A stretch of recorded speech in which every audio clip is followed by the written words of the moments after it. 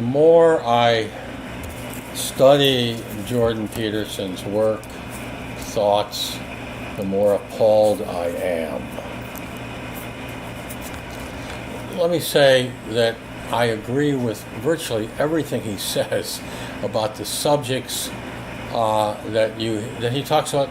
90% of the time he's talking about some political subject, free speech.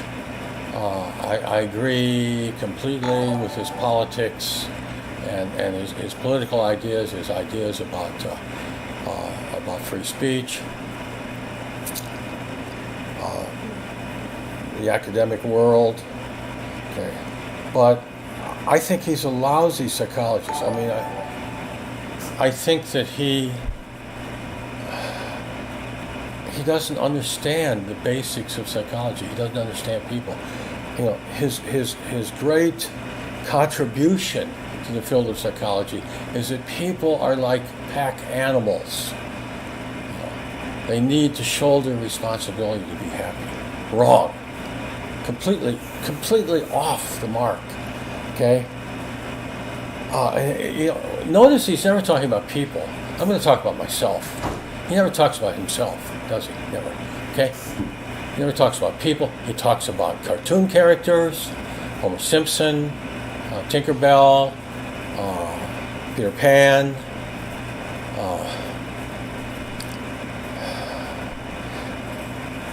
Homer Simpson was not disappointed and unhappy because he couldn't work. He was unhappy because he couldn't buy Christmas presents. Okay? This idea that people are not going to be fulfilled, happy, satisfied, unless they are shouldering a load. They're a pack animal pulling a load. All right. That is just crazy. Most people hate their work. I mean, people have worked at it, deliver the mail or whatever they've done, for years. They hate their work. I mean, that's I think they've studied this subject, and most people, and they should hate their work because they're no good at it. Okay, I've talked about these lousy professionals. They can't do their job. Of course, they hate their work. If you're not good at your work, you're going to hate it, aren't you? Okay?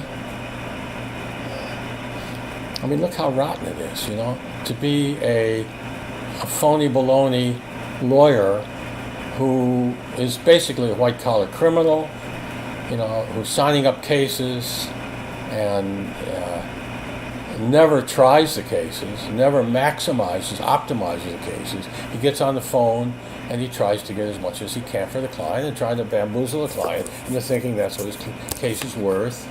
See? 1/3 of the $10,000 policy limits. That's all he can get. So he gives him the reasons why he should take the one. I don't see any red. Oh, I'm talking too loud? Okay. Yeah, most people hate their work, and they should. Okay, because they stink at it. Okay, maybe I'm overstating the case. Maybe it's not most people. Maybe it's 30-40%. But a lot of people hate their work. And how many love their work? Okay, that's probably a minority. Okay, probably a fairly small. I mean, they really love their work. I loved my work. I loved it because I got psychic rewards from it. That's the key, isn't it? Okay, you're carrying the mail, same work. What psychic rewards? You're working in a factory. I worked in a factory, 3 factories in one summer. I was very good at getting fired, okay, or quitting. And you're like an extension of the machine. No psychic rewards. So sociologists have written, about how this is dehumanizing, some of this factory work, production line work. So you're only, see, this is the kind of thing that he should be talking about. I want him to write a new book,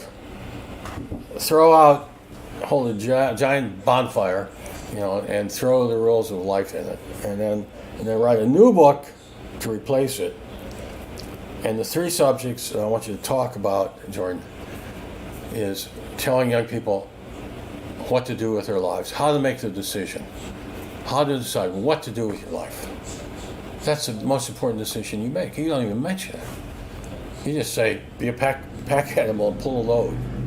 You know. The second decision that you have to make is, should you marry? And if so, to whom?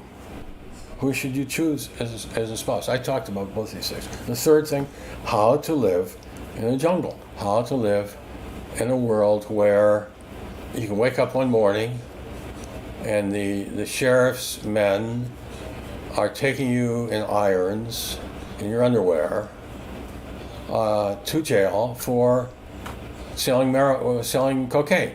The Tulsia, the Ed Bradley segment, okay? That can happen to you. There's a million variations on that theme, okay?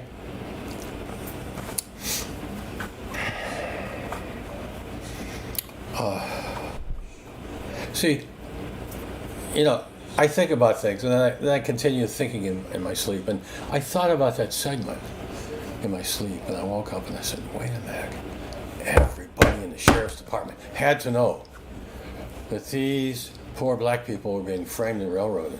These were wrongful arrests, wrongful prosecutions. Everybody in the prosecution, I'm going to tell you how.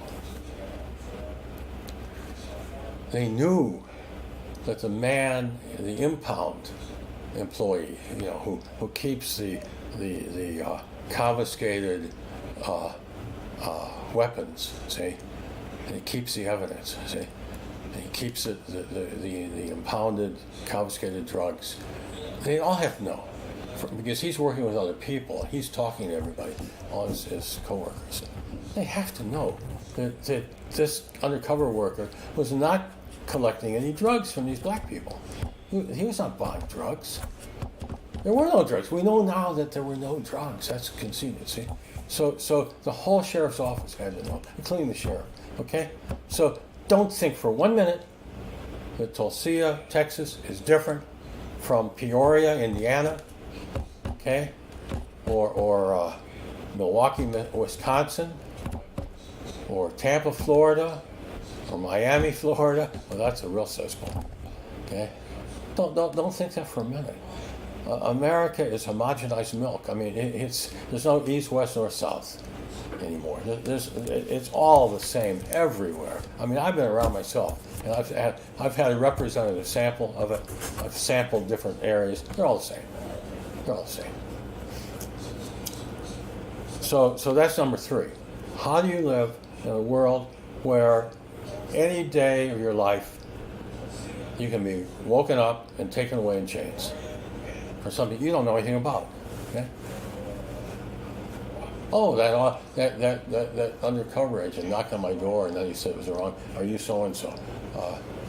No. Oh no, I'm not. I'm somebody else. Oh, I'm sorry. This is a mistake. Bye. Maybe that happened. Okay, that's all. And so now the next thing he knows, he's in his underwear pants, going to prison, going to jail. You know, in a world where everybody who's arrested is convicted. I mean, virtually everybody. I mean, if your case is dismissed, it will be in federal court based on technicalities, based on the judge dismissing the case, not a jury. Forget it. Your chances are 1 in 50, maybe. Okay, so to get back on to the point of, Jordan Peterson doesn't understand human psychology. You know, the psychology, the study of the psyche of the mind, right? People enjoy having families, okay, and being able to take care of their families, to provide for their families. I remember doing this, okay? But that doesn't mean that they enjoy their work. Usually they don't enjoy their work, okay? Because there's nothing to enjoy. There's no psychic rewards to be had, okay? And I would say that's probably, you know, probably over 60% of all jobs in the country do not offer psychic rewards. You know, like, I consider I consider myself the greatest novelist since Don Quixote, better than Dostoevsky, Tolstoy, Mark Twain, etc. But I love working on my big novel. I work on it every day with my brother. I love this. I get enormous psychic rewards from this. Tremendous. That's an example of getting psychic rewards from your work. And why? Where do these rewards come from? From doing, knowing I'm writing the greatest novel ever written since Don Quixote, and knowing that people are going to enjoy this and profit from it. Rossetti, The Story of Heavyweight, which is online. You can read the first chapter and a half free inside. Okay. So he shows that he is not a good psychologist because he doesn't seem to know the difference between IQ and intelligence. So I think most psychologists confuse the two. They don't really understand. I mean, it's absolutely true that if to be a doctor you need at least 120 IQ, and you're probably not going to be any good as a doctor if you're probably not going to make it through, get your medical degree, your license, without 120 IQ. So there's that relationship, But intelligence is different from IQ. As a psychologist, at least, Jordan Peterson is not showing any intelligence to me. I'm sure he has a high IQ. He shows it in his discussion of politics and so on.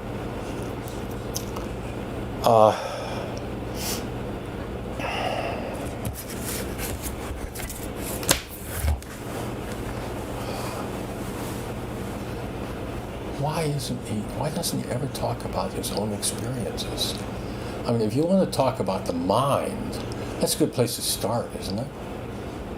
Your own psyche, okay?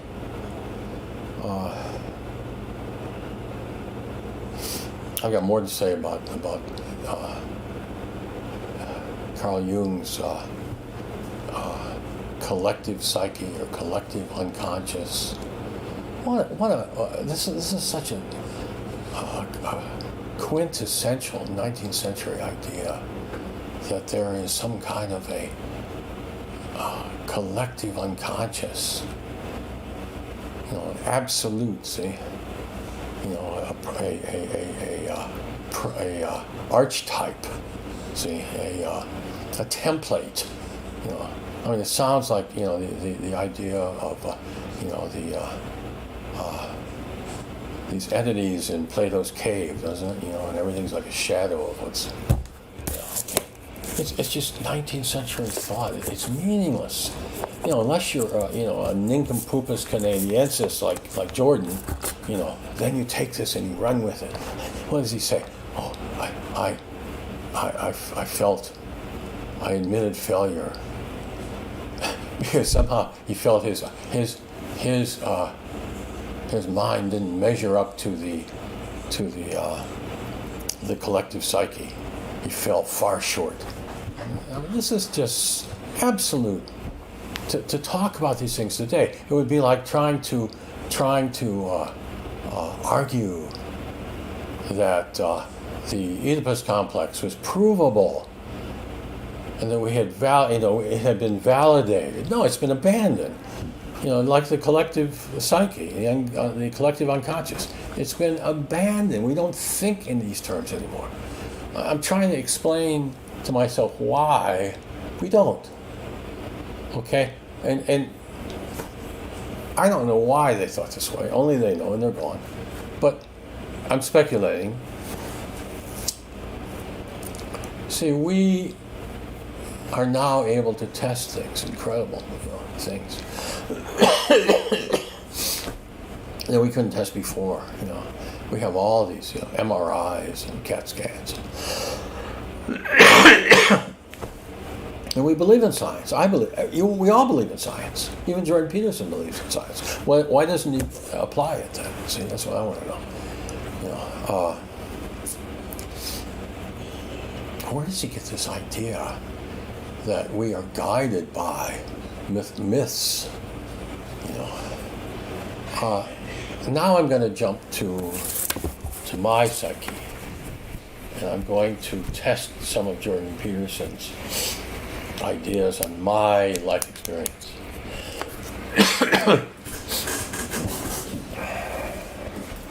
I'll try to give you the abbreviated version, you know. But I want to start from the beginning. I'm 1.5 years old. I don't know if I was exactly 1.5 or 1 3/4, but I'm long from being 2. I measure that by the coming of my brother. And I told you about seeing him in his, my bassinet, being very displeased about asking, what is this baby doing in my bassinet? There's an open safety pin under my nose. I take the safety pin, I stab it at Robert's hip. I can see his hip. I can still hear him screaming. I can see my mother, you know, who was very enlightened, you know, chemistry major. I was at Ohio State University, reaching down, taking this out of my hand without admonishing me. As the kids say, you know, she knew it was on her. That I was 1.5 years old. I couldn't be tried and convicted for this, see, and I couldn't be blamed for this. This was sibling rivalry, right? So Robert was born a year and 2 months after me. So I know, you know, how old I was. You know, one of my first memories at the dinner table in another house. And I appreciate the difference between my grandparents', you know, palatial home and this tenement in Cleveland that my father moved us into, you know, when he got back from the Pacific. All right, so I was a very curious 1-year-old.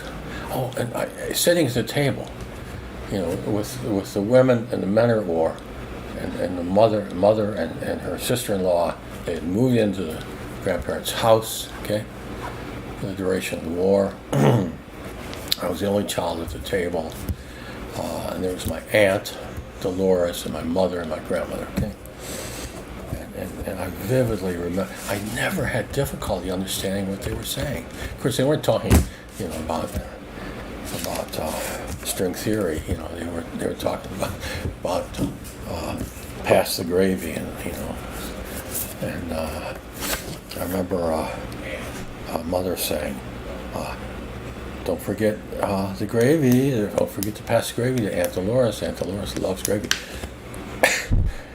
And as a result of that, I would not touch the gravy. I wouldn't eat it myself. I wouldn't touch it until I was like 10 years old. And then I found out I loved it. Because I knew I sensed my mother abominated Aunt Dolores. All right, so now we move into the tenement. It doesn't have flower beds and the horseshoe cord. We don't put on the fireworks display on 4th of July for the whole neighborhood there. We live upstairs in this tenement with a dirt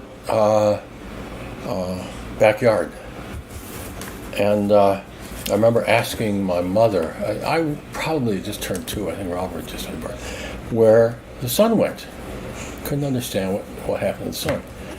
And she said, well, the sun hasn't gone anywhere, you know. The sun stands still. And we're rotating around. The Earth is over. You know, she explained to me that the sun was lighting up the other side of the Earth and why and so on. The very next morning, I got a shovel. I don't know where I found that shovel.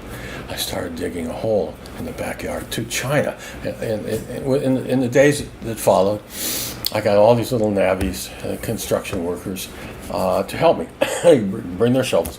And we excavated a huge crater in the backyard. And I was so appalled when one day I went to work on my on my hole, and it had been filled in. You cannot imagine how unhappy I was about that. Yeah.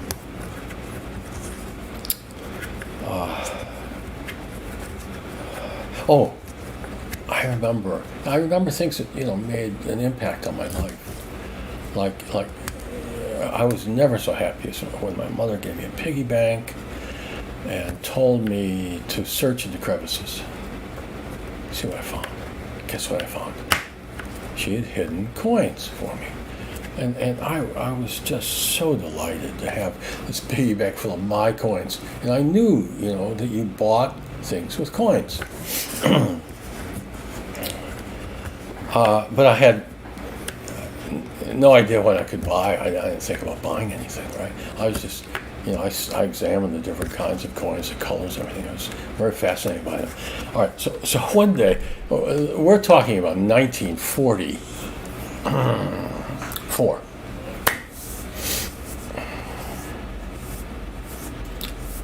I'm sorry, 1945, early 45. And back then, the butcher would knock on the door.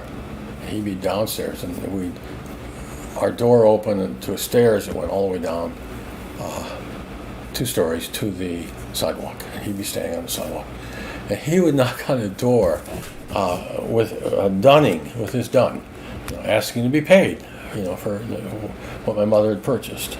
And she had this strange quality of always putting off payment of everything, extending it as long as she could. And I remember her continuously saying 100 times, "How will I make ends meet?" My dad was sort of spendthrift, I guess. You know what that expression means? It means, how am I going to pay all my bills? Okay. So one day, I hear the butcher knocking, and Mother says, Russell, go and get your piggy bank. I need some money. Now, I scampered off it, and I brought this piggy bank in a state of horror and dread. I believed that my coins in my piggy bank were the last money that my parents had. And we were that close to destitution. That traumatized me. That left psychic scars, so that I became a miser. And I'm grateful for that experience, because I did not squander my money. I valued money. I'm sitting in the plaza, in the palm court, the plaza, all the marble and the palm trees, and eating my breakfast, and I have to pay $10 for a coffee pot full of coffee, And I just, it's mind-boggling. I can't imagine. I mean, my first job at 15, now we're fast-forwarding to Michigan at the age of 10. So I'm 15, and I've got 32 customers out in the country. And I ride approximately 5 miles every week, delivering these newspapers, Detroit News, to these 32 customers. And every Friday, I would sit in the warehouse, and our boss would give us a little white envelope with cash inside, and we would get our weekly pay. I always got between $4.75 and $4.85. And I thought, boy, wouldn't it be great to make $5? Remember that? Yeah. So I am shocked and horror. I'm still appalled, by the cost of a cup of coffee in Manhattan.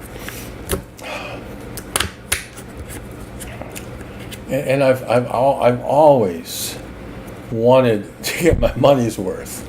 I've never been one that could just squander money for nothing, you see. So that made a lasting impact. All right, so now my dad has given up being a real estate salesman. He's been a deck officer, second in command of the U.S. Murphy, which is the only ship sunk off the coast of the United States, only warship sunk. 60 miles off New Jersey, cut in two by an American tanker in the middle of the night. They said that they thought it was a German submarine. Yeah, well, that has a little bit different profile than a submarine. And they were drunk or they were asleep. Okay?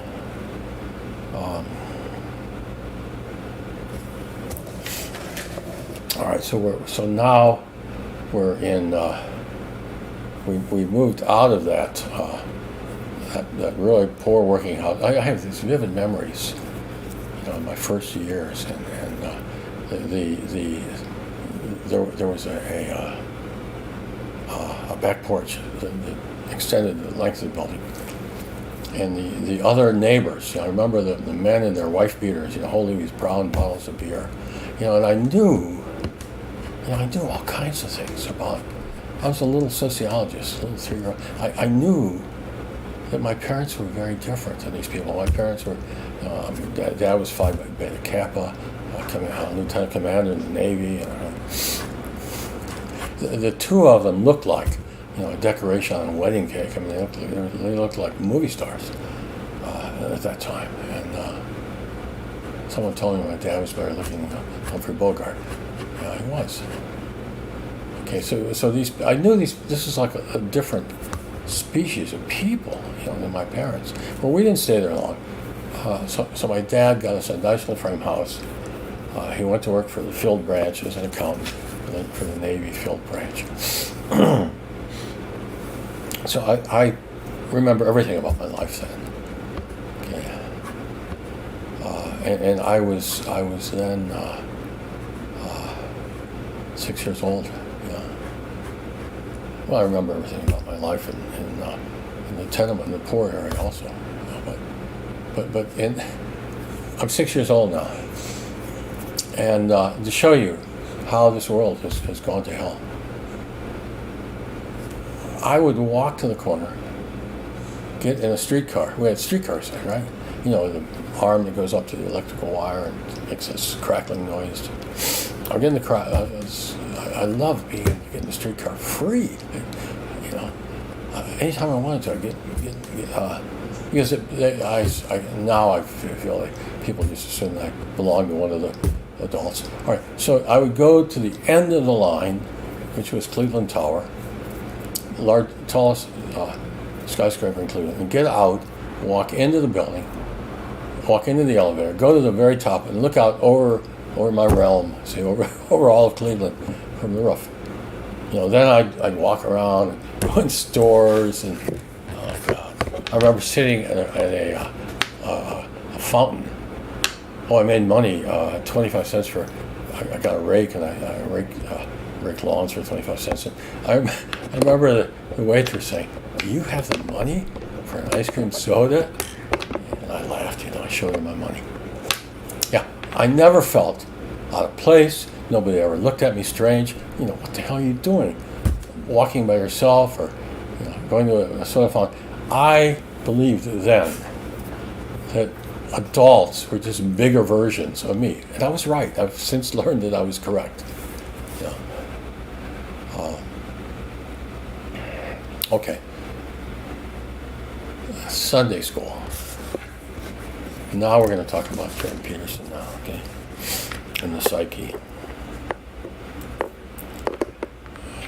Our Presbyterian church in Plymouth, Michigan. My dad then gets a job with Ford Motor Company in Plymouth, Michigan, which is rural Wayne County, apple orchards everywhere, some dairy farms, cornfields. Okay.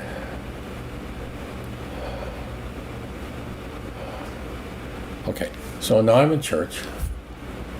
Our first Presbyterian church, every family was college graduate. This was a bedroom community for the Ford Motor Company plants and all the other Wayne County plants.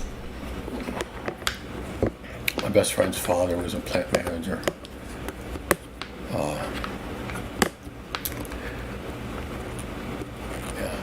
So I'm put in Sunday school, okay, when I'm 10, right? And I'm learning things like, don't don't hit other people, don't hurt other people, do unto them as you would have them do unto you, and don't steal from them, okay, and don't want what they want, okay, what belongs to them. I'm thinking, what the hell are people telling me this for? I know all of these. I've always known these things, okay. I mean, I would never steal another child's toys. I mean, what an incredible thought! Stealing from somebody else. Lie? Why would I lie? I don't have anything to lie about. I don't lie. I've never lied. Okay. So, the miracles. Okay, walking on water and multiplying the loaves of fish. So, I didn't know what to make of that. And all this idea of praying to God and so on. I really didn't know what to make of it. I had a Sunday school teacher. We had little classes, maybe a year or two later, and he was a neurosurgeon, right? He explained to us that the miracles were just advertisements, and they had to be done, even of course they weren't real, in order to get people to listen to the Sermon on the Mount, to the message, and none of the Sermon on the Mount came as a surprise to me. I mean, I knew that you should love everybody, and everybody should love each other. I knew that. So I was in Haiti, as a lawyer many years later, and the Christians in Haiti would walk in single file carrying their Bibles and be nicely dressed and so on. And I was taking a Haitian pastor there. He wanted to go home, and I wanted to see Haiti, so I took him there and stayed in the Holiday Inn, and he tried staying home. And anyway,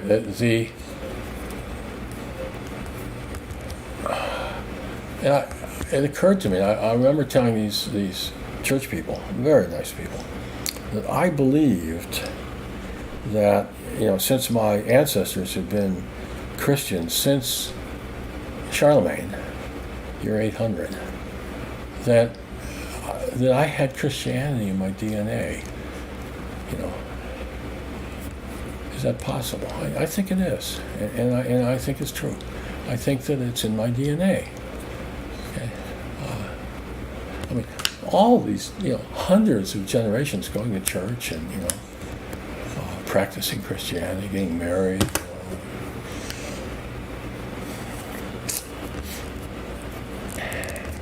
Okay.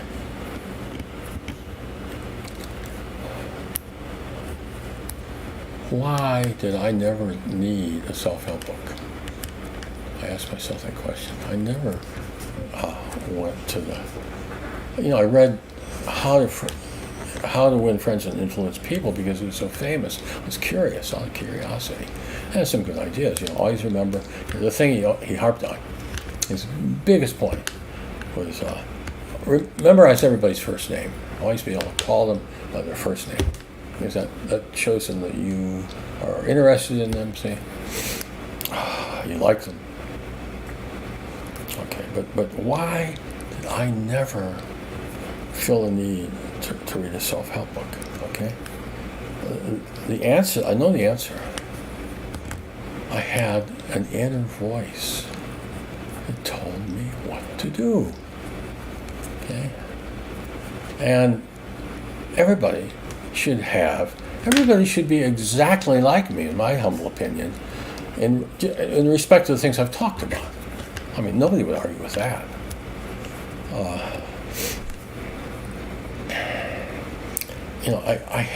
I also had a psychic trait, which I think is very rare, and everyone should have. And it's got to be in my DNA because somebody taught me this trait. I never experienced it. Okay, it was very horrible. Okay, I just realized as I was preparing to talk to you that my younger brother, 2 years younger, never went to church. Well, my parents, they would take me to the church service for the adults, every month or something, and I don't know what they were doing. I just realized Robert never came with us. He was never in the car. He's 2 years younger than me. I was 10 years old when we got to Michigan and started church, right? They never brought him to church. I've been trying to solve these questions. Why my parents, deserted me, abandoned me when I was 17, left me in this house, empty house. Called me once a month, how are you doing? Okay, you okay? No money. They gave me no money. They had lots of money, believe me. They had thousands of dollars saved. Even then. Yeah, so I had this ability to put unpleasant things out of my mind. For example, my little brother Robert, who tore down my history charts when I was probably about 16. I had history charts all over the walls. So I loved to study history. And he threw a brick at me in the backyard. I could see this early, slowly in space. Of course, I got out. I had plenty of time to get out of the way.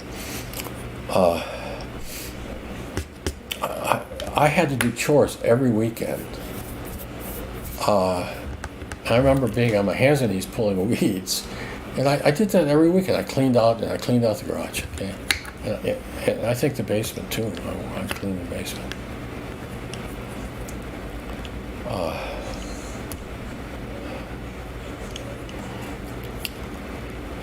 And I was so happy when parents told me that they were sending me to Europe because I was, because I had helped out so much. I was such a good kid doing my chores, Robert never did a chore.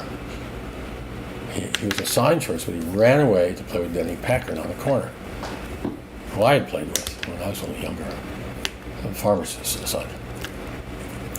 So my parents later informed me that they would not be sending me to Europe after all. I had to be 16 then, without giving any explanation. Well, now I know why they decided they couldn't do it, because of Robert. When Robert was disturbed, he would throw these tantrums at the dinner table. When he was 14, 15 years old, he'd throw these tantrums, and Father wouldn't do anything. Now, what's wrong here? Why are you letting him do this? And he'd run off. Good riddance. I couldn't stand Robert. I called him slob. He was just like, like an animal to me. I completely accurately predicted his life course. Everybody said Robert. Everybody loved Robert. He had friendly personality, red hair. And they said Robert's going to be like a super salesman. You had a higher IQ than I did. Okay. I wasn't stupid. Okay. But he didn't have the right genes. So he. I've told you the story on my YouTubes. He died years ago. He was 2 years younger than me. He died years ago, 4 or 5 years, 6 years ago. A 300-pound janitor. That was, was a superintendent of a high school, the head janitor, head custodian. That's what they call him. Oh God! And he finally got friendly to me, when he was old, died of cancer, lung cancer. Stopped smoking at 40, got his lung cancer at 60. So they could not send me to Europe because of Robert, because they wouldn't be able to send Robert to Europe. And it would upset Robert, they felt, because he got to go. I got to go to Europe, and he didn't. And I just figured this out, in my late 70s. I thought about this, and I tried to answer all these questions. And then the one, I can't talk about anymore, but they're still alive.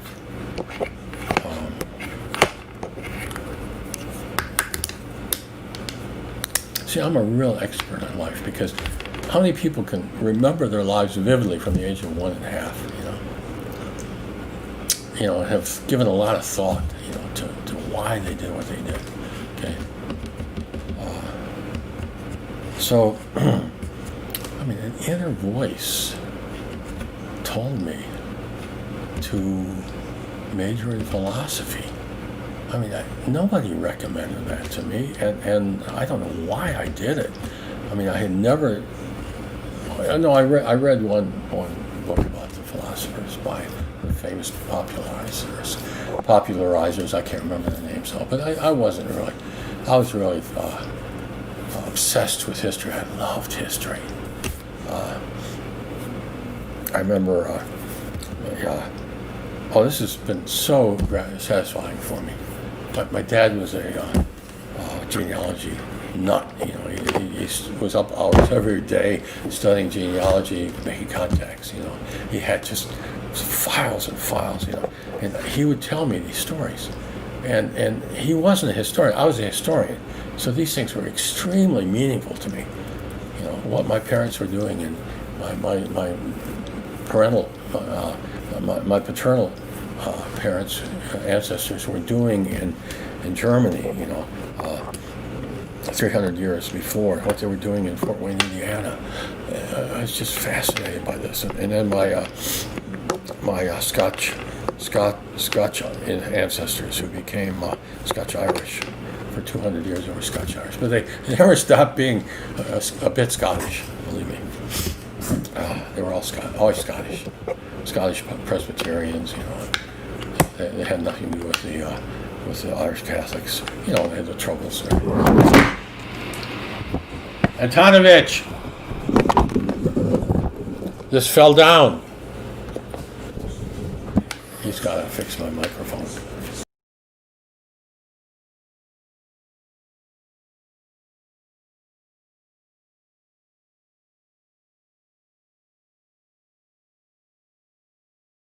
All right, I got the clearance here. Go ahead. Okay. An inner voice told me to be to study major in philosophy. And isn't it funny that I later read that the best major for law is philosophy? But I didn't read that anywhere then. But I just, you know, an inner voice told me to do this, so I did it. You know. And it was the best discipline because it taught me how to analyze arguments. You know, process the bullshit I'm hearing from the other attorney. You know, and extract some kind of an argument, see, a position, you know, so I can answer it. You know, and then here's my set of facts. You know, it's just facts. I've got to find them. I create the case. I take the facts. See, now I extract the case. You know, the thing that was done wrong to my client. The damages he suffered. I extract those elements, see, of this mass of incoherent facts. And now I got to present it to the jury. You know, and I was loved by juries because cases the other attorneys would take 3 or 4 or 5 days. I would finish completely in 2 days, 2.5 days usually, consistently 2.5 days. Nobody else did that. So it's 5 days before they got to the jury. And the jurors loved this. Because the thing that was most important to them was getting the hell out of there. You know, getting back to work, getting home. All right, so now I graduated from UC Berkeley, and I'm still writing. And I still want to be a writer. And we live in my deceased grandparents' home and retirement home in Brooksville, Florida, which is the basis of Fergie or the Mystery Girl, which I encourage you to read again. The read inside part in the beginning.